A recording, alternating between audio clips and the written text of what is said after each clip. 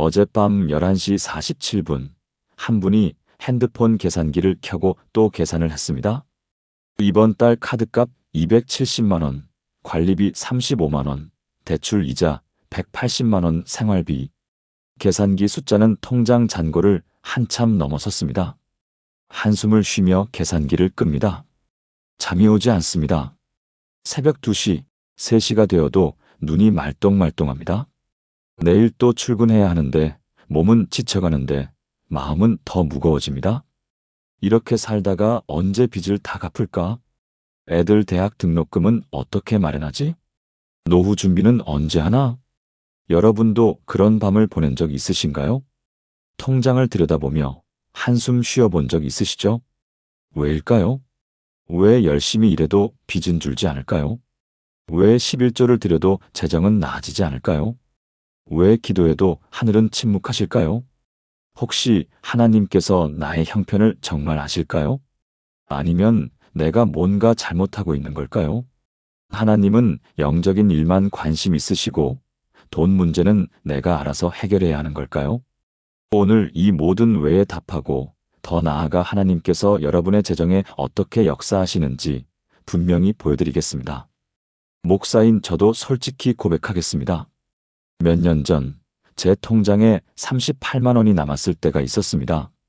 그런데 교회 사택 전세금 계약 갱신일이 3주 후로 다가왔습니다. 부족한 금액이 4천만 원이었습니다. 목사가 돈 걱정을 하면 안 된다고, 믿음으로 살아야 한다고 스스로를 다그쳤지만 밤마다 잠을 이루지 못했습니다. 하나님, 왜 이렇게까지 막막하게 하십니까? 그때 한 말씀이 제 마음에 꽂혔습니다. 그 말씀을 붙잡고 매일 아침 기도하며 반복해서 고백했습니다. 놀랍게도 2주 후부터 일들이 풀리기 시작했습니다. 오늘 여러분과 나누고 싶은 것이 바로 이것입니다. 재정적으로 막막할 때 기도하며 반복해야 할 7가지 말씀입니다. 이것은 단순한 긍정의 말이 아닙니다. 하나님의 약속이고 살아 역사하는 능력의 말씀입니다. 이 말씀들을 붙잡고 기도한 수많은 성도들이 실제로 재정의 기적을 경험했습니다. 여러분도 오늘부터 이 말씀을 붙잡고 기도하시길 바랍니다. 그러면 하나님께서 여러분이 상상하지 못한 방법으로 재정의 문을 여실 것입니다. 첫 번째, 나의 하나님이 그리스도 예수 안에서 영광 가운데 그 풍성한 대로 너희 모든 쓸 것을 채우시리라. 빌립보서 4장 19절입니다. 여러분, 혹시 이런 생각 해보신 적 있으신가요? 하나님은 영적인 것만 책임지시고 돈 문제는 내가 알아서 해야 하는 거 아닐까? 기도는 영혼 구원이나 병 고침을 위한 거지. 돈 문제로 기도하는 건 좀 부끄러운 일 아닐까? 많은 분들이 이렇게 생각합니다. 재정 문제로 기도하는 것이 마치 믿음이 없는 것처럼, 세속적인 것처럼 느껴진다는 겁니다. 그런데 성경은 정반대로 말씀하고 계십니다. 빌립보서 4장 19절을 다시 한번 보시겠습니까? 나의 하나님이 그리스도 예수 안에서 영광 가운데 그 풍성한 대로 너희 모든 쓸 것을 채우시리라. 여기서 핵심 단어가 무엇입니까? 모든 쓸 것입니다. 영어 성경은 all your needs라고 표현합니다. 여러분의 모든 필요입니다. 영적인 필요만이 아닙니다. 육체적인 필요, 물질적인 필요, 재정적인 필요까지 포함됩니다. 이 말씀을 쓴 사도 바울은 당시 빌립보 교회로부터 헌금을 받았습니다. 그들은 가난한 교회였지만 바울의 선교 사역을 위해 물질로 섬겼습니다. 바울은 그들의 헌신에 감사하며 이렇게 약속합니다. 너희가 나를 섬긴 것처럼 하나님께서 너희 모든 필요를 채우실 것이다. 그런데 여기서 중요한 것은 그 풍성한 대로라는 표현입니다. 하나님은 우리의 필요를 겨우겨우 빠듯하게 채우시는 분이 아닙니다. 그분의 풍성함의 기준으로 채우십니다. 하나님의 창고는 무한합니다. 하나님의 자원은 고갈되지 않습니다. 천지를 창조하신 그분께 부족함이란 존재하지 않습니다. 그런 하나님께서 여러분의 재정을 책임지신다는 겁니다. 2019년 12월 대구에 사시는 박정숙 권사님이라는 분이 계셨습니다. 당시 63세였고 남편은 10년 전에 사업 실패 후 건강까지 잃어 일을 할 수 없는 상태였습니다. 빚이 6천만 원이었고 매달 이자만 120만 원씩 나갔습니다. 권사님이 마트에서 계산원으로 일해서 버는 돈이 월 180만 원이었습니다. 이자 내고 생활비 쓰고 나면 한 푼도 남지 않았습니다. 원금은 전혀 줄지 않았습니다. 5년째 그렇게 살고 있었습니다. 어느 날 새벽 권사님은 기도하다가 이 말씀을 만났습니다. 빌립보서 4장 19절이었습니다. 그분은 공책에 이 말씀을 큰 글씨로 적어서 부엌 냉장고에 붙여놓았습니다. 매일 아침 출근하기 전 이 말씀을 보며 기도했습니다. 하나님 아버지, 당신이 나의 하나님이시고 당신이 그리스도 예수 안에서 영광 가운데 그 풍성한 대로 나의 모든 쓸 것을 채우신다고 약속하셨습니다. 저는 이 말씀을 붙잡습니다. 이 6천만 원의 빚도 주님의 풍성함 앞에서는 아무것도 아닙니다. 주님, 제 재정을 책임져 주세요. 처음 한 달은 아무 변화가 없었습니다. 그래도 매일 아침 이 말씀을 붙잡고 기도했습니다. 2달째가 되었을 때 마트 점장님이 권사님을 불렀습니다. 권사님, 우리 매장에서 가장 친절하시고 성실하세요. 시간제 관리자로 승진하시면 어떻겠습니까? 월급이 180만 원에서 250만 원으로 올랐습니다. 70만 원이 늘어난 겁니다. 권사님은 그 돈을 한 푼도 쓰지 않고 원금 갚는 데 썼습니다. 그리고 계속 기도했습니다. 3개월째 10년 동안 연락이 끊겼던 시동생에게서 전화가 왔습니다. 형님께 빌렸던 돈 갚으려고 하는데 계좌번호 좀 주세요. 권사님은 깜짝 놀랐습니다.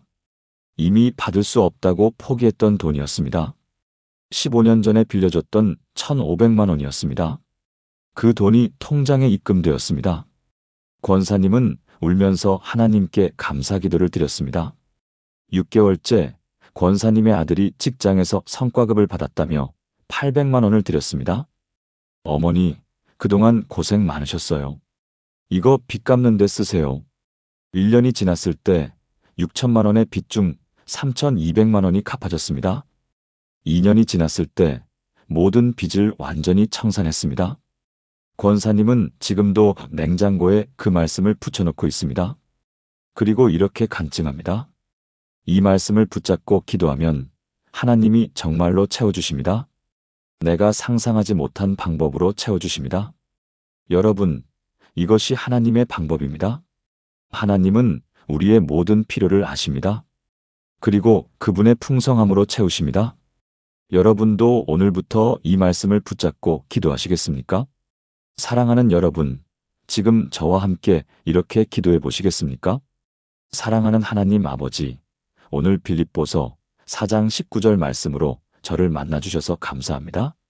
하나님은 나의 하나님이시고 그리스도 예수 안에서 영광 가운데 그 풍성한 대로 나의 모든 쓸 것을 채우신다고 약속하셨습니다. 저의 재정적 필요도 주님께서 아십니다. 주님의 풍성함으로 저의 필요를 채워주시고 주님이 일하시는 방법을 경험하게 하소서. 이 약속을 붙잡고 매일 기도하며 주님의 응답을 기다리겠습니다. 예수님의 이름으로 기도합니다.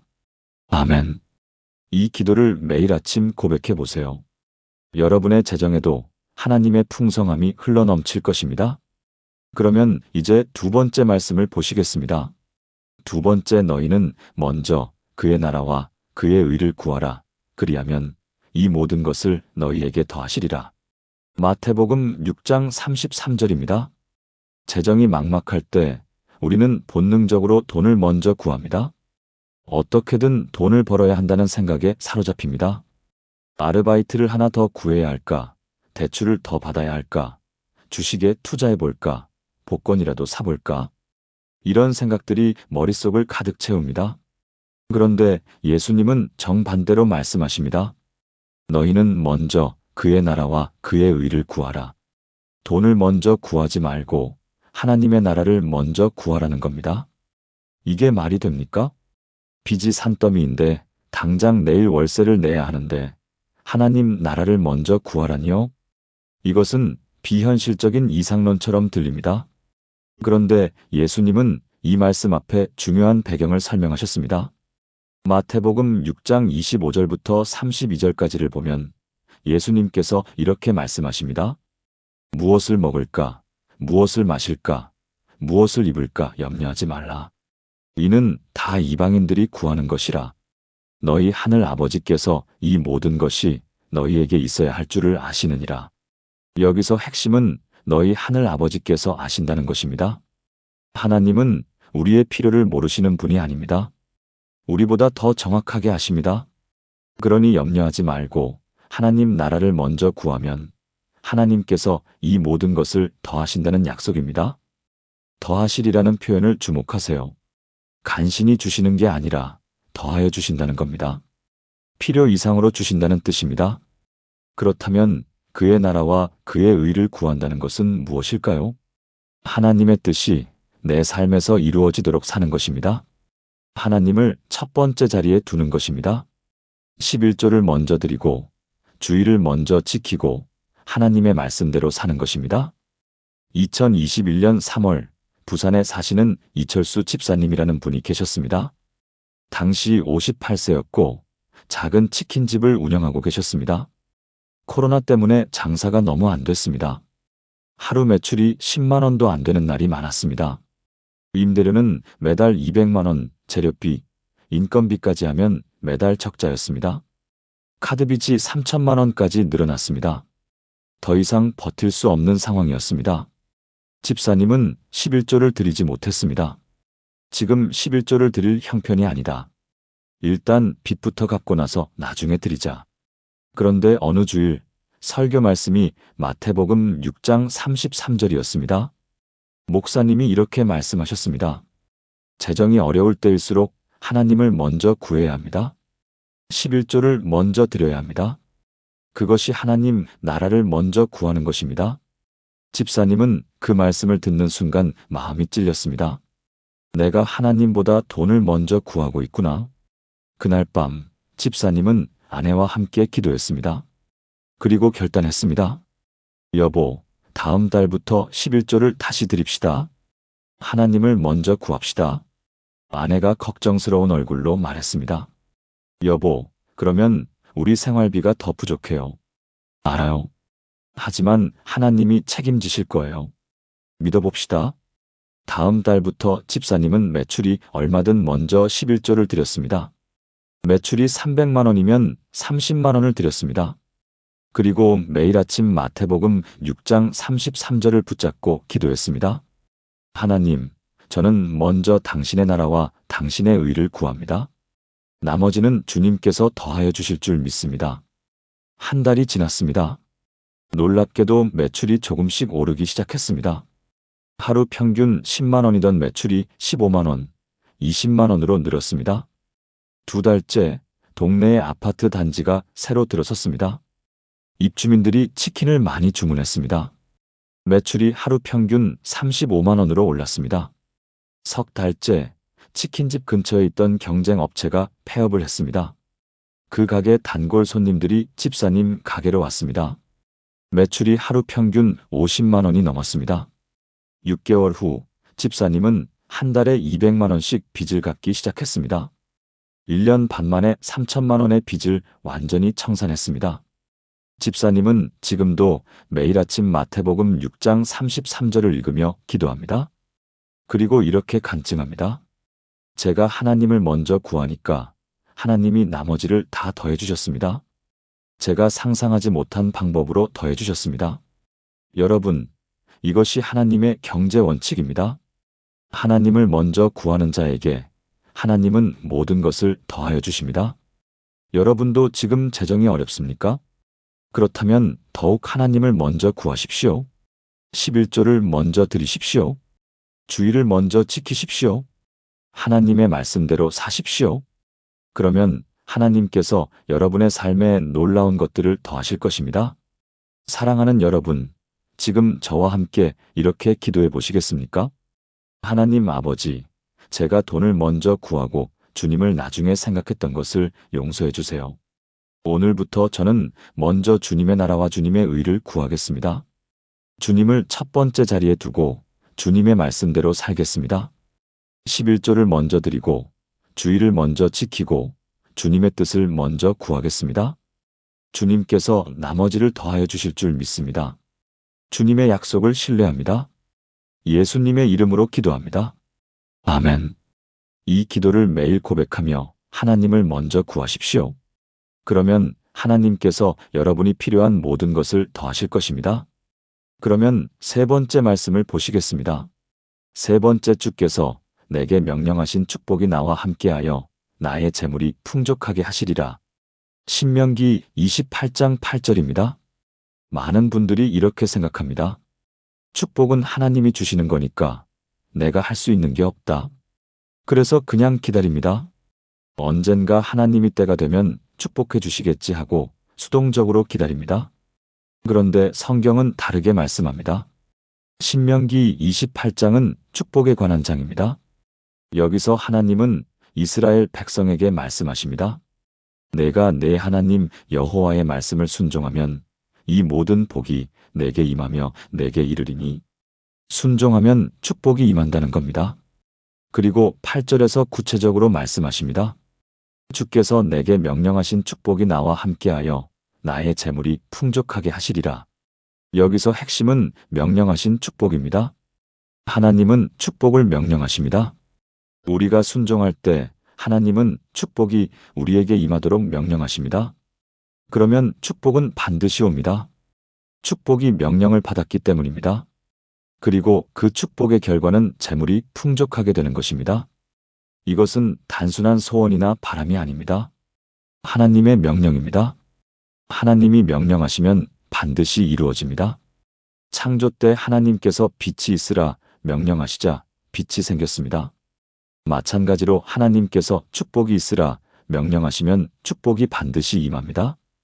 2018년 11월 서울 강서구에 사시는 김미경 자매님이라는 분이 계셨습니다. 당시 52세였고 남편과 함께 작은 분식집을 운영하고 계셨습니다. 장사는 그럭저럭 되었지만 늘 빠듯했습니다. 매달 벌어서 매달 쓰고 남는 것이 없었습니다. 저축은 꿈도 꾸지 못했습니다. 하루는 자매님이 새벽 기도회에 나갔는데 신명기 28장 말씀을 묵상하게 되었습니다. 8절 말씀이 마음에 깊이 박혔습니다. 주께서 내게 명령하신 축복이 나와 함께하여 나의 재물이 풍족하게 하시리라. 자매님은 이 말씀을 노트에 적어서 분식집 주방에 붙여놓았습니다. 그리고 매일 아침 가게 문을 열기 전에 이 말씀을 크게 읽으며 선포했습니다. 하나님, 주께서 내게 명령하신 축복이 나와 함께합니다. 나의 재물이 풍족하게 됩니다. 이것은 하나님의 약속입니다. 나는 이 약속을 믿고 선포합니다. 처음에는 아무 변화가 없었습니다. 그래도 매일 선포했습니다. 한 달, 두 달이 지났습니다. 그런데 신기한 일이 일어났습니다. 단골 손님들이 늘기 시작한 겁니다. 사장님, 여기 떡볶이가 왜 이렇게 맛있어요? 자꾸 생각나요. 김밥이 다른 데보다 훨씬 푸짐하고 맛있어요. 입소문이 났습니다. 가게 앞에 줄이 서기 시작했습니다. 3개월 후, 한 달 매출이 기존의 1.5배로 늘었습니다. 자매님은 감사해하며 계속 이 말씀을 선포했습니다. 6개월 후, 놀라운 일이 일어났습니다. 한 대형 프랜차이즈 본부에서 연락이 왔습니다. 사장님, 저희가 새로운 분식 브랜드를 런칭하려고 하는데 사장님 레시피를 사용하고 싶습니다. 레시피를 판매하실 의향이 있으신가요? 자매님은 깜짝 놀랐습니다. 협상 끝에 레시피 판매 계약을 맺었습니다. 계약금으로 3천만 원을 받았습니다. 그리고 매월 로열티로 300만 원씩 받기로 했습니다. 자매님은 울면서 하나님께 감사 기도를 드렸습니다. 하나님, 주님께서 정말로 명령하신 축복을 보내주셨습니다.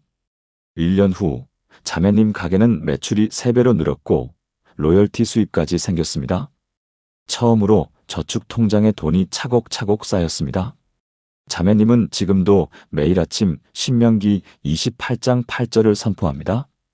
그리고 이렇게 간증합니다. 하나님이 명령하신 축복은 반드시 옵니다. 그 말씀을 믿고 선포하면 하나님이 일하십니다. 여러분, 이것이 하나님의 방법입니다. 하나님은 축복을 명령하시는 분이십니다. 그 명령은 반드시 이루어집니다. 여러분도 오늘부터 이 말씀을 선포하시겠습니까? 주께서 내게 명령하신 축복이 나와 함께하여 나의 재물이 풍족하게 하시리라. 이 말씀을 매일 아침 크게 선포하십시오. 그러면 하나님께서 여러분의 삶에 축복을 명령하실 것입니다. 사랑하는 여러분, 지금 저와 함께 이렇게 기도해 보시겠습니까? 전능하신 하나님 아버지, 신명기 28장 8절 말씀을 주셔서 감사합니다. 주께서 내게 명령하신 축복이 나와 함께합니다. 나의 재물이 풍족하게 됩니다. 이것은 주님의 약속이고 주님의 명령입니다. 주님이 명령하신 축복은 반드시 이루어집니다. 오늘부터 이 말씀을 선포하며 주님의 명령이 내 삶에 이루어지기를 기다립니다. 주님의 축복을 기대하고 신뢰합니다. 예수님의 이름으로 기도합니다. 아멘. 이 기도를 매일 선포하십시오. 하나님께서 명령하신 축복이 여러분의 삶에 임할 것입니다. 그러면 네 번째 말씀을 보시겠습니다. 네 번째, 만군의 여호와가 이르노라. 너희의 온전한 11조를 창고에 들여 나의 집에 양식이 있게 하고 그것으로 나를 시험하여 내가 하늘 문을 열고 너희에게 복을 쌓을 곳이 없도록 붙지 아니하나 보라. 말라기 3장 10절입니다. 재정이 어려울 때 가장 먼저 포기하는 것이 무엇일까요? 11조입니다. 지금은 여유가 없으니까 나중에 드리자. 일단 급한 불부터 끄고 나중에 드리자. 많은 분들이 이렇게 생각합니다. 이해가 됩니다. 당장 내일 월세를 내야 하는데, 카드값을 내야 하는데 11조를 먼저 드린다는 것이 쉽지 않습니다. 그런데 하나님은 이렇게 말씀하십니다. 말라기 3장 10절을 보십시오. 너희의 온전한 11조를 창고에 들여 나의 집에 양식이 있게 하고 그것으로 나를 시험하여 내가 하늘 문을 열고 너희에게 복을 쌓을 곳이 없도록 붙지 아니하나 보라. 여기서 하나님은 놀라운 제안을 하십니다. 나를 시험하여 보라. 성경에서 하나님을 시험하는 것은 일반적으로 금지되어 있습니다. 그런데 유일하게 이 부분에서만 하나님께서 나를 시험해 보라고 말씀하십니다. 11조를 온전히 드려보고 내가 정말 축복하는지 시험해 보라는 겁니다. 그리고 그 결과는 무엇입니까? 하늘 문을 열고 너희에게 복을 쌓을 곳이 없도록 붙지 아니하나 보라. 하늘 문이 열립니다. 복이 쏟아집니다. 쌓을 곳이 없을 정도로 많이 붙습니다. 이것은 하나님의 약속입니다. 거짓말이 없으신 하나님의 약속입니다. 말라기서는 포로 생활 후 예루살렘으로 돌아온 이스라엘 백성들에게 주신 말씀입니다. 그들은 성전을 재건했지만 경제적으로 매우 어려웠습니다. 그래서 11조를 드리지 않았습니다. 그러자 하나님께서 선지자 말라기를 통해 이렇게 책망하십니다. 너희가 나의 것을 도둑질하고 있다. 11조와 헌물을 드리지 않는 것이 도둑질이다. 그리고 이어서 말씀하십니다. 11조를 온전히 드려보라. 그러면 내가 하늘 문을 열고 복을 쏟아붓겠다. 2020년 5월 광주에 사시는 정현숙 집사님이라는 분이 계셨습니다. 당시 59세였고 혼자서 두 아들을 키우고 계셨습니다. 남편은 5년 전에 병으로 세상을 떠났습니다. 남편이 남긴 빚이 4천만 원이었습니다. 집사님은 식당에서 설거지 일을 하며 한 달에 150만 원을 벌었습니다. 두 아들은 고등학생과 대학생이었습니다. 생활비, 학비, 빈 이자를 내고 나면 한 푼도 남지 않았습니다. 집사님은 11조를 드리지 못했습니다. 15만 원이라는 돈이 너무 컸습니다. 그 돈이면 아들들에게 고기라도 한 번 사줄 수 있었습니다. 그런데 어느 주일 목사님이 말라기 3장 10절을 설교하셨습니다. 11조를 드리지 않는 것은 하나님의 것을 도둑질하는 것입니다. 11조를 드리고 하나님을 시험해 보십시오. 하나님께서 하늘 문을 열어주실 것입니다. 집사님은 그 말씀을 듣는 순간 가슴이 찔렸습니다. 내가 하나님의 것을 도둑질하고 있구나. 그날 밤 집사님은 무릎 꿇고 기도했습니다. 하나님, 용서해 주세요. 제가 주님의 것을 드리지 않았습니다. 다음 달부터 온전한 11조를 드리겠습니다. 하나님, 정말로 하늘 문을 열어주실 거죠? 다음 달 집사님은 150만 원 중 15만 원을 먼저 떼어 놓았습니다. 그리고 주일에 11조를 드렸습니다. 마음이 떨렸지만 하나님을 믿기로 했습니다. 한 달이 지났습니다. 식당 사장님이 집사님을 불렀습니다. 집사님, 일을 너무 성실하게 하세요. 주방 보조로 들어오실래요? 월급을 200만 원 드릴게요. 50만 원이 올랐습니다. 집사님은 눈물이 났습니다. 하나님, 벌써 일하고 계시네요. 2달째 큰아들이 학교에서 장학금을 받았습니다. 한 학기 등록금 전액이었습니다. 350만 원이었습니다. 집사님은 또 울었습니다. 석 달째 20년 동안 연락이 끊겼던 언니가 갑자기 전화를 했습니다. 동생아, 미안해. 그동안 연락 못했어. 내가 요즘 형편이 좀 나아졌거든. 조카들 학비 좀 보태고 싶은데. 언니가 매달 50만 원씩 보내주기 시작했습니다. 6개월 후 집사님은 빚을 갚기 시작했습니다. 1년 반 만에 4천만 원의 빚을 모두 청산했습니다. 집사님은 지금도 매달 첫 번째로 11조를 드립니다. 그리고 이렇게 간증합니다. 11조를 드리니까 하나님이 정말 하늘 문을 열어주셨습니다. 쌓을 곳이 없을 정도로 복을 부어주셨습니다. 여러분, 이것이 하나님의 약속입니다. 11조를 온전히 드리면 하나님은 하늘 문을 열어주십니다. 여러분도 지금 재정이 어렵습니까? 그렇다면 더욱 11조를 온전히 드리십시오. 하나님을 시험해 보십시오. 하나님께서 정말로 하늘 문을 열어주시는지 경험해 보십시오. 사랑하는 여러분, 지금 저와 함께 이렇게 기도해 보시겠습니까? 사랑하는 하나님 아버지, 말라기 3장 10절의 약속을 감사드립니다. 제가 온전한 11조를 드리면 주님께서 하늘 문을 열고 복을 쌓을 곳이 없도록 부어주신다고 약속하셨습니다. 오늘부터 저는 온전한 11조를 드리겠습니다. 아무리 형편이 어려워도 주님의 것을 먼저 드리겠습니다. 주님, 저를 시험하십시오. 주님의 약속이 진실한지 경험하게 하소서. 하늘 문을 열어주시고 복을 부어주소서. 주님을 신뢰하고 순종합니다. 예수님의 이름으로 기도합니다. 아멘. 이 기도를 고백하며 11조를 온전히 드리십시오. 하나님께서 하늘 문을 열어주실 것입니다. 그러면 5번째 말씀을 보시겠습니다. 5번째 심는 자에게 씨와 먹을 양식을 주시는 이가 너희 심을 것을 주사 풍성하게 하시고. 고린도후서 9장 10절입니다. 많은 분들이 이렇게 생각합니다. 나는 지금 받을 것이 없으니까 줄 것도 없다. 나중에 여유가 생기면 그때 베풀어야지. 그런데 하나님의 경제 원리는 정반대입니다. 먼저 심어야 거둡니다. 먼저 주어야 받습니다. 고린도후서 9장은 헌금에 관한 장입니다. 사도 바울은 고린도 교회에 예루살렘 성도들을 위한 구제 헌금을 요청합니다. 그러면서 이렇게 말합니다. 6절, 이것이 곧 적게 심는 자는 적게 거두고 많이 심는 자는 많이 거둔다 하는 말이로다. 그리고 10절에서 약속합니다. 심는 자에게 씨와 먹을 양식을 주시는 이가 너희 심을 것을 주사 풍성하게 하시고. 여기서 중요한 것은 순서입니다. 하나님은 심는 자에게 씨를 주십니다. 아직 심지 않은 자에게 주시는 게 아닙니다. 심는 자에게 주십니다. 그러면 어떻게 됩니까? 하나님께서 너희 심을 것을 주사 풍성하게 하시고라고 하셨습니다. 심을 것을 풍성하게 하신다는 겁니다. 더 많이 심을 수 있게 해주신다는 뜻입니다. 이것은 선순환입니다.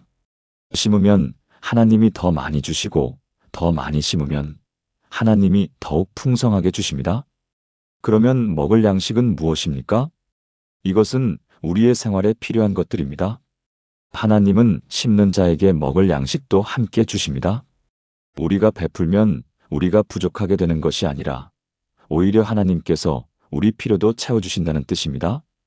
2017년 8월 대전에 사시는 박순자 권사님이라는 분이 계셨습니다. 당시 65세였고 혼자 사셨습니다. 남편은 10년 전에 세상을 떠났고 자녀들은 모두 결혼해서 분가했습니다. 권사님은 국민연금으로 한 달에 80만 원을 받으며 살았습니다. 빠듯했지만 그럭저럭 생활할 수 있었습니다. 어느 주일 교회에서 북한 어린이 돕기 헌금을 했습니다. 목사님이 이렇게 말씀하셨습니다. 북한에는 굶주리는 어린이들이 많습니다. 한 달에 3만 원이면 한 아이를 먹일 수 있습니다. 권사님은 마음이 아팠습니다. 나도 여유가 없지만 저 아이들은 나보다 더 어렵겠구나. 권사님은 결단했습니다. 한 달에 3만 원씩 북한 어린이를 후원하기로 했습니다. 80만 원 중 3만 원은 적지 않은 금액이었습니다. 그래도 권사님은 매달 첫째 주일에 3만 원을 헌금했습니다. 그리고 기도했습니다. 하나님, 제가 심는 자입니다. 주님께서 저에게 더 심을 것을 주시고 제 먹을 양식도 채워주실 줄 믿습니다. 한 달이 지났습니다. 권사님의 둘째 딸이 갑자기 전화를 했습니다. 엄마, 우리 회사에서 상여금을 받았어요. 엄마께 용돈 좀 드릴게요. 50만 원을 보내왔습니다. 권사님은 감사했습니다. 2달째 권사님이 사는 아파트 관리사무소에서 연락이 왔습니다. 권사님, 경로당에서 청소 봉사하실 분을 찾는데 하시겠어요? 한 달에 40만 원 드립니다. 권사님은 기뻐하며 시작했습니다. 3달째 권사님은 생각했습니다. 하나님이 나에게 더 심을 것을 주시는구나. 나도 더 심어야겠다. 권사님은 북한 어린이 후원을 한 달에 3만 원에서 6만 원으로 늘렸습니다. 그리고 계속 기도했습니다. 6개월 후 놀라운 일이 일어났습니다. 20년 전에 남편이 들어놓은 보험이 만기가 되었다는 연락을 받았습니다. 권사님은 그런 보험이 있는 줄도 몰랐습니다. 만기 환급금이 1,800만 원이었습니다. 권사님은 울면서 하나님께 감사 기도를 드렸습니다. 권사님은 그 돈으로 북한 어린이 후원을 10명으로 늘렸습니다. 그리고 교회 어려운 성도들을 도왔습니다. 지금도 권사님은 자신이 받는 것보다 더 많이 심기 위해 기도합니다. 그리고 이렇게 간증합니다. 제가 심으니까 하나님이 저에게 더 심을 것을 주십니다. 그리고 제 먹을 양식도 풍성하게 채워주십니다. 여러분, 이것이 하나님의 경제 원리입니다. 심는 자에게 하나님은 더 많이 주십니다. 여러분도 지금 어렵습니까? 그렇다면 더욱 심으십시오. 베푸십시오. 나누십시오. 그러면 하나님께서 여러분에게 더 많이 심을 것을 주실 것입니다. 사랑하는 여러분, 지금 저와 함께 이렇게 기도해 보시겠습니까? 사랑하는 하나님 아버지, 고린도후서 9장 10절의 약속을 주셔서 감사합니다. 주님은 심는 자에게 씨와 먹을 양식을 주시는 분이십니다. 오늘부터 저는 심는 자가 되겠습니다. 비록 제가 가진 것이 적더라도 먼저 심고 베풀고 나누겠습니다. 주님께서 저에게 더 심을 것을 주시고 제 먹을 양식도 풍성하게 채워주실 줄 믿습니다. 주님의 경제 원리를 신뢰하고 순종합니다. 예수님의 이름으로 기도합니다. 아멘. 이 기도를 고백하며 먼저 심으십시오. 하나님께서 여러분에게 더 풍성하게 주실 것입니다. 그러면 6번째 말씀을 보시겠습니다. 6번째 여호와께서 너를 위하여 복을 쌓아두는 창고를 하늘에서 여시사. 신명기 28장 12절입니다. 많은 분들이 이렇게 생각합니다. 내가 일해서 벌어야 돈이 생긴다. 맞는 말입니다. 일하지 않으면 먹지도 말라는 성경 말씀도 있습니다. 그런데 동시에 성경은 이렇게 말씀합니다. 신명기 28장 12절을 보십시오. 여호와께서 너를 위하여 복을 쌓아두는 창고를 하늘에서 여시사 내 땅의 때를 따라 비를 내리시고 내 손으로 하는 모든 일에 복을 주시리니 내가 많은 민족에게 꾸어줄지라도 너는 꾸지 아니할 것이요. 여기서 놀라운 사실은 하나님께서 너를 위하여 복을 쌓아두는 창고를 하늘에서 여신다는 것입니다. 하늘에 창고가 있습니다. 그 창고에 여러분을 위한 복이 쌓여 있습니다. 하나님께서 이미 쌓아두셨습니다. 그리고 때가 되면 그 창고를 여십니다. 그러면 복이 쏟아집니다. 내 손으로 하는 모든 일에 복을 주시리니 여러분이 손으로 하는 일에 하나님의 복이 임합니다. 그 결과는 무엇입니까? 내가 많은 민족에게 꾸어줄지라도 너는 꾸지 아니할 것이요. 빚을 지는 것이 아니라 오히려 빌려주는 자가 됩니다. 이것은 완전한 재정 자유입니다. 하나님은 우리를 빚진 자에서 빌려주는 자로 만드시기를 원하십니다. 그리고 그것을 위해 하늘 창고를 여십니다. 2016년 4월 부천에 사시는 최영호 집사님이라는 분이 계셨습니다. 당시 61세였고 자동차 부품 공장에서 일하고 계셨습니다. 한 달 월급이 220만 원이었습니다. 집사님은 20년 전에 사업을 하다가 실패해서 빚이 1억 원이 넘었습니다. 은행 대출, 카드빚, 지인에게 빌린 돈까지 합치면 정확히 1억 2천만 원이었습니다. 20년 동안 갚았지만 아직도 5천만 원이 남아 있었습니다. 집사님은 절망했습니다. 내가 죽을 때까지 빚을 다 갚을 수 있을까? 어느 주일 목사님이 신명기 28장 12절을 설교하셨습니다. 하나님께서 여러분을 위해 하늘의 창고를 준비해 놓으셨습니다. 그 창고에는 여러분의 복이 쌓여 있습니다. 하나님께 창고를 열어달라고 기도하십시오. 집사님은 그 말씀에 마음이 뜨거워졌습니다. 하나님께서 정말 나를 위한 창고를 준비해 놓으셨을까? 그날부터 집사님은 매일 새벽 5시에 일어나 기도했습니다. 하나님, 저를 위한 하늘 창고를 열어주세요. 제 손으로 하는 일에 복을 주세요. 저를 빚진 자에서 빌려주는 자로 만들어주세요. 한 달이 지났습니다. 공장 사장님이 집사님을 불렀습니다. 집사님, 일을 정말 성실하게 하세요. 현장 관리자로 승진하실래요? 월급을 300만 원 드릴게요. 80만 원이 올랐습니다. 집사님은 그 돈을 한 푼도 쓰지 않고 빚 갚는 데 썼습니다.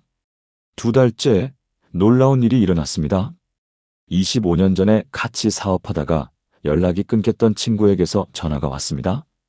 영호야, 나 기억나? 그때 자네가 내게 빌려준 돈 있잖아. 이제야 갚으려고 해. 2천만 원이었지? 집사님은 깜짝 놀랐습니다. 그런 돈이 있었다는 것조차 잊고 있었습니다. 이미 받을 수 없다고 포기했던 돈이었습니다. 그 돈이 통장에 입금되었습니다. 집사님은 울면서 하나님께 감사 기도를 드렸습니다. 하나님, 하늘 창고를 여셨습니다. 3개월째 집사님이 일하는 공장에 큰 주문이 들어왔습니다. 공장은 24시간 풀가동했고 집사님은 야근 수당을 많이 받았습니다. 한 달에 추가로 150만 원씩 더 벌었습니다. 6개월 후 집사님은 5천만 원의 빚 중 3천만 원을 갚았습니다. 1년 후 모든 빚을 완전히 청산했습니다. 20년 동안 끌어오던 빚이 1년 만에 사라졌습니다. 집사님은 지금도 매일 새벽에 신명기 28장 12절을 붙잡고 기도합니다. 그리고 이렇게 간증합니다. 하나님께서 정말로 저를 위한 하늘 창고를 여셨습니다. 빚진 자였던 제가 이제는 남을 도울 수 있는 자가 되었습니다. 여러분, 이것이 하나님의 방법입니다. 하나님은 여러분을 위해 하늘의 창고를 준비해 놓으셨습니다. 그 창고에는 여러분의 복이 쌓여 있습니다. 여러분도 하나님께 그 창고를 열어달라고 기도하시겠습니까? 사랑하는 여러분, 지금 저와 함께 이렇게 기도해 보시겠습니까? 전능하신 하나님 아버지, 신명기 28장 12절의 약속을 감사드립니다. 주님께서 저를 위하여 복을 쌓아두는 창고를 하늘에 준비해 놓으셨습니다. 오늘 그 창고를 열어주소서. 제 땅의 때를 따라 비를 내리시고 제 손으로 하는 모든 일에 복을 주소서. 저를 빚진 자에서 빌려주는 자로 만들어 주소서. 하늘 창고를 여시는 주님의 능력을 경험하게 하소서. 주님을 신뢰하고 기대합니다. 예수님의 이름으로 기도합니다. 아멘. 이 기도를 매일 드리십시오. 하나님께서 여러분을 위한 하늘 창고를 여실 것입니다. 그러면 마지막 7번째 말씀을 보시겠습니다. 7번째 수고하고 무거운 짐진 자들아, 다 내게로 오라. 내가 너희를 쉬게 하리라. 마태복음 11장 28절입니다. 재정 문제는 단순히 돈의 문제가 아닙니다. 그것은 무거운 짐입니다. 마음을 짓누르는 무게입니다. 밤잠을 설치게 하는 고통입니다. 여러분도 그 무게를 느끼고 계신가요? 통장을 볼 때마다 가슴이 답답하신가요? 청구서를 받을 때마다 한숨이 나오시나요? 예수님은 바로 그런 여러분을 부르고 계십니다. 마태복음 11장 28절을 보십시오. 수고하고 무거운 짐진 자들아, 다 내게로 오라. 내가 너희를 쉬게 하리라. 여기서 예수님은 수고하고 무거운 짐진 자들을 부르십니다. 이것은 누구입니까? 재정 문제로 지친 여러분입니다. 빚 때문에 힘든 여러분입니다. 내일이 걱정되는 여러분입니다. 예수님은 그런 여러분을 내게로 오라고 부르십니다. 그리고 약속하십니다. 내가 너희를 쉬게 하리라. 쉬게 한다는 것은 무엇입니까? 짐을 내려놓게 한다는 뜻입니다. 근심과 걱정에서 자유롭게 한다는 뜻입니다. 재정의 무게에서 벗어나게 한다는 뜻입니다. 이것은 단순한 위로가 아닙니다. 예수님은 실제로 우리의 짐을 지시는 분입니다. 십자가에서 우리의 모든 짐을 대신 지셨습니다. 죄의 짐, 질병의 짐, 가난의 짐, 모든 저주의 짐을 지셨습니다. 그러므로 우리는 그 짐에서 자유로울 수 있습니다. 2022년 9월 인천에 사시는 윤미선 자매님이라는 분이 계셨습니다. 당시 56세였고 혼자서 세 자녀를 키우고 계셨습니다. 남편은 3년 전에 다른 여자와 바람이 나서 이혼했습니다. 이혼 후 남편은 양육비를 한 푼도 주지 않았습니다. 자매님은 식당에서 일하며 한 달에 200만 원을 벌었습니다. 세 자녀는 중학생, 고등학생, 대학생이었습니다. 생활비, 학비, 월세를 내고 나면 마이너스였습니다. 빚이 늘어났습니다. 자매님은 하루하루가 지옥 같았습니다. 밤마다 계산기를 두드렸습니다. 이번 달은 어떻게 넘기지? 다음 달은? 그 다음 달은? 답이 없었습니다. 자매님은 우울증에 걸렸습니다. 삶의 의욕이 없었습니다. 차라리 죽고 싶다. 그런 생각까지 들었습니다. 어느 날 새벽 잠을 이루지 못하고 뒤척이다가 성경을 펼쳤습니다. 마태복음 11장 28절이 눈에 들어왔습니다. 수고하고 무거운 짐진 자들아, 다 내게로 오라. 내가 너희를 쉬게 하리라. 자매님은 그 말씀을 읽는 순간 눈물이 쏟아졌습니다. 예수님이 나를 부르고 계시구나. 자매님은 무릎을 꿇고 울면서 기도했습니다. 예수님, 저 정말 수고하고 무거운 짐을 지고 있습니다. 너무 힘듭니다. 더 이상 혼자 감당할 수 없습니다. 예수님께로 갑니다. 이 짐을 주님께 내려놓습니다. 주님, 저를 쉬게 해주세요. 그날 이후 자매님은 매일 아침 이 말씀을 붙잡고 기도했습니다. 그리고 모든 걱정을 예수님께 맡겼습니다. 한 달이 지났습니다. 자매님의 마음에 평안이 왔습니다. 여전히 돈은 부족했지만 마음은 쉼을 얻었습니다. 2달째 식당 사장님이 자매님을 불렀습니다. 미선 씨, 일을 너무 잘하셔서 매니저로 승진시키려고 해요. 월급을 280만 원으로 올려드릴게요. 80만 원이 올랐습니다.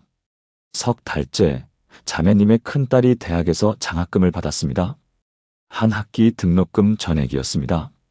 4개월째 자매님의 전 남편이 갑자기 연락을 했습니다. 미안해요. 그동안 양육비를 안 줘서 이제라도 주고 싶어요. 매달 50만 원씩 보내기 시작했습니다. 6개월 후 자매님은 빚을 갚기 시작했습니다. 1년 후 자매님의 얼굴에는 평안과 기쁨이 넘쳤습니다.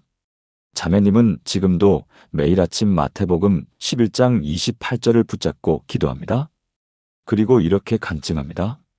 예수님께 짐을 맡기니까 예수님이 정말로 저를 쉬게 하셨습니다. 제 마음에 평안을 주시고 제 상황도 바꿔주셨습니다. 여러분, 이것이 예수님의 초대입니다. 예수님은 수고하고 무거운 짐진 여러분을 부르고 계십니다. 그 짐을 예수님께 맡기십시오. 예수님께서 여러분을 쉬게 하실 것입니다. 여러분의 재정 문제도 예수님께 맡기십시오. 예수님께서 책임지실 것입니다. 사랑하는 여러분, 지금 저와 함께 이렇게 기도해 보시겠습니까? 사랑하는 예수님, 마태복음 11장 28절의 초대를 감사드립니다. 저는 지금 수고하고 무거운 짐을 지고 있습니다. 재정 문제로 너무 힘듭니다. 오늘 이 짐을 주님께 내려놓습니다. 주님께로 갑니다. 주님, 저를 쉬게 해주세요. 제 마음에 평안을 주시고 제 상황을 바꿔주세요. 주님이 제 재정을 책임져 주세요. 주님을 신뢰하고 모든 것을 맡깁니다. 예수님의 이름으로 기도합니다. 아멘. 이 기도를 고백하며 모든 짐을 예수님께 맡기십시오. 예수님께서 여러분을 쉬게 하실 것입니다. 지금까지 나눈 7가지 말씀을 하나의 기도로 드리겠습니다. 사랑하는 여러분, 함께 기도하시겠습니까? 전능하신 하나님 아버지, 오늘 이 시간 주신 7가지 말씀의 약속들을 감사드립니다. 저의 모든 쓸 것을 그 풍성한 대로 채워주시고 먼저 주님의 나라와 의를 구하면 모든 것을 더하여 주시면 명령하신 축복으로 재물이 풍족하게 하시고 온전한 11조를 드리면 하늘 문을 열어 복을 쌓을 곳이 없도록 부어주시며 심는 자에게 씨와 먹을 양식을 풍성하게 주시고 하늘 창고를 열어 제 손으로 하는 모든 일에 복을 주시며 수고하고 무거운 짐 진 저를 불러 쉬게 하시는 주님을 찬양합니다. 저는 오늘 고백합니다. 하나님은 나의 하나님이시고 그리스도 예수 안에서 영광 가운데 그 풍성한 대로 나의 모든 쓸 것을 채우십니다. 저는 먼저 주님의 나라와 주님의 의를 구하며 주님께서 나머지를 더하여 주실 줄 믿습니다. 주님께서 내게 명령하신 축복이 나와 함께하여 나의 재물이 풍족하게 됩니다. 저는 온전한 11조를 드리며 주님께서 하늘 문을 열고 복을 쌓을 곳이 없도록 부어주실 줄 믿습니다. 저는 심는 자가 되며 주님께서 저에게 더 심을 것을 주시고 제 먹을 양식도 풍성하게 채워주실 줄 믿습니다. 주님께서 저를 위하여 복을 쌓아두는 창고를 하늘에서 여시고 제 손으로 하는 모든 일에 복을 주십니다. 저의 모든 무거운 짐을 예수님께 맡기며 주님께서 저를 쉬게 하실 줄 믿습니다. 오늘부터 저와 제 가족이 매일 아침 이 7가지 말씀으로 하루를 시작하게 하소서. 이 말씀이 우리 집의 재정적 기초가 되게 하시고 우리 삶의 경제적 원칙이 되게 하소서. 두려움 대신 확신을, 불안 대신 평안을, 부족함 대신 풍성함을 주소서. 우리의 재정을 주님의 손에 맡기며 주님께서 책임져 주실 줄 믿습니다. 이 모든 것이 주님의 약속이심을 믿고 신뢰하며 의지합니다. 살아계신 예수 그리스도의 이름으로 기도합니다. 아멘. 사랑하는 성도 여러분, 지금까지 재정적으로 막막할 때 기도하며 반복해야 할 7가지 말씀을 함께 나누었습니다. 첫째, 나의 하나님이 그리스도 예수 안에서 영광 가운데 그 풍성한 대로 너희 모든 쓸 것을 채우시리라. 둘째, 너희는 먼저 그의 나라와 그의 의를 구하라. 그리하면 이 모든 것을 너희에게 더하시리라. 셋째, 주께서 내게 명령하신 축복이 나와 함께하여 나의 재물이 풍족하게 하시리라. 넷째, 온전한 11조를 창고에 들여 나를 시험하여 내가 하늘 문을 열고 너희에게 복을 쌓을 곳이 없도록 붙지 아니하나 보라. 다섯째, 심는 자에게 씨와 먹을 양식을 주시는 이가 너희 심을 것을 주사 풍성하게 하시고. 여섯째, 여호와께서 너를 위하여 복을 쌓아두는 창고를 하늘에서 여시사. 일곱째, 수고하고 무거운 짐진 자들아 다 내게로 오라. 내가 너희를 쉬게 하리라. 이 7가지 말씀은 단순한 위로의 말이 아닙니다. 하나님의 약속이고 살아 역사하는 능력의 말씀입니다. 오늘부터 여러분도 이 말씀을 붙잡고 매일 아침 기도하며 선포하시길 바랍니다. 그러면 하나님께서 여러분이 상상하지 못한 방법으로 재정의 문을 여실 것입니다. 여러분의 통장에 잔고가 늘어나는 기적을 경험하게 될 것입니다.